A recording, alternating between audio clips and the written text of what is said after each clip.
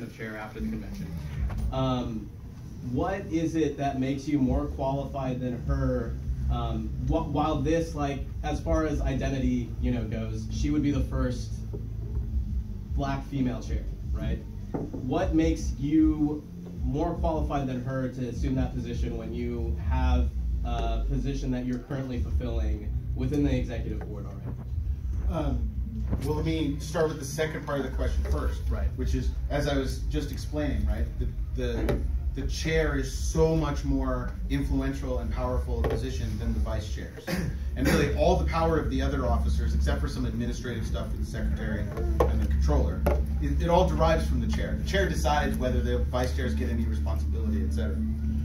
I stepped aside last time and decided not to run for chair after considering it, because a number of folks who had been strong supporters of me when I ran for secretary of the party came out very early for Kimberly, and I was just like, I don't want to run against those people, you know, I don't want to be in that mix.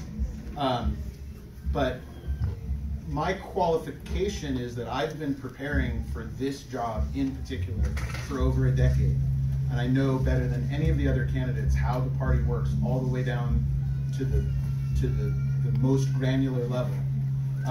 And that was true 2 years ago, and it's true today.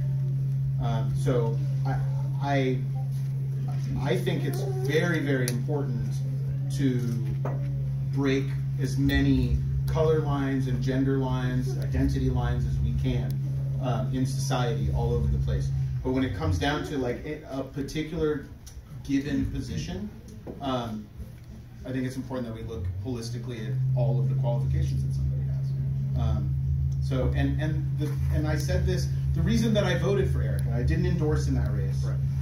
But the reason that I voted for him was because of that institutional knowledge, which I think is actually important. I mean, the fact is that I would vote for and support people with like very little government experience going into government more than I would someone with less party experience going into the like being a leader of the party, because there's actually so much more about the technical stuff and the politics of the organization that it just takes some time to learn.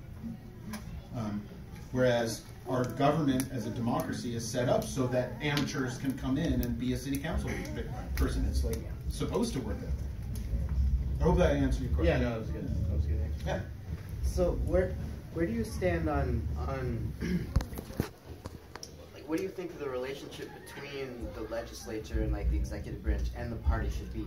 Because, you know, in the CADEM group, the delegates group, there's a lot of discussion about, especially in the ADEMs, you know, electeds bussing in people for votes and things like that. A lot of people kind of want the party to be more independent, but, you know, I also kind of see that too much independence doesn't really help, because what's the point of a party that doesn't have any influence with the legislature? That, you know, so what's your sort of stance on that? What do you think? Excellent question.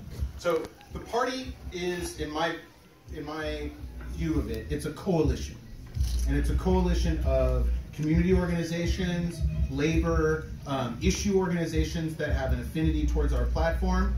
And it's a coalition structurally between elected officials, activists, the central committee members, etc. And I think everyone should, in a coalition, everyone should have a voice and everyone should have a seat at the table. So yeah, we could say tomorrow, like, we're gonna strip the electeds of all their sort of extra delegates, and they're only gonna have their one delegate, and try to come up with some bylaws that keeps them from advocating for ADEM slates, which seems impossible to me, frankly. Yeah.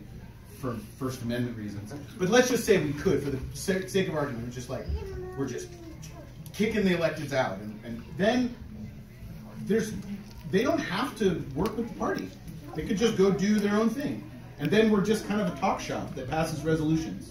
The thing that makes us strong is that we're that coalition, exactly as you said. So there's got to be some give and take. And what I've been trying to explain to electeds is that they have to take a longer view in their relationship with activists. Like, if you're not meeting with the delegates and meeting with the activists and working with them on issues and so forth, like, for 2 years, and then your only play is gets to ADEM, so let me like stack an ADEM vote and do this power play, or stack a central committee and try to, you know, do that. Like, those people aren't going to go away. They're just going to hate you forever. And then you get these like long, stop me if you've heard this one before, but like generations old factional fights in parties, right? Of people who like hated each other for years, and it goes back to this like ADEM fight back in 1962, or whatever. So we don't have anything like yeah, that. exactly. We get along very well. But you can imagine, just You're in the wrong. I know it would never happen. That's Kings County. We're Kings County. So if you think, so I don't want to like institutionalize that or like have that be for the whole state party. At the same time, we've got to have a chair and leadership that will push back when they overreach. Like AB 84 was an overreach. But I think the solution that we were talking about, as satisfying as it would be to say like we should pass a rule and it'll fix it, I actually think we have to do the much harder work of rebuilding and building the relationships, so that they're less afraid. They know that. I mean, frankly, like in some of the ADEMs, it was like, you know, an elected official or a candidate kind of like got yelled at in a town hall meeting by somebody, so then they're like, we got to get rid of that person forever. That's silly, right? At the same time, it's like not smart from on the activist side to just like have an antagonistic relationship for no reason with your elected, right? So somewhere we gotta talk to each other. And here's not to go off on this for too long, but I was in Sacramento a couple of weeks ago, meeting with senators and assembly members, and talking about the party and the race, and it just astounds me how little they know about the party structure. They don't. They're like, you know, people who are it's not good. Well, she was doing the Pelosi class. She learned it already. Hey, I'll take it.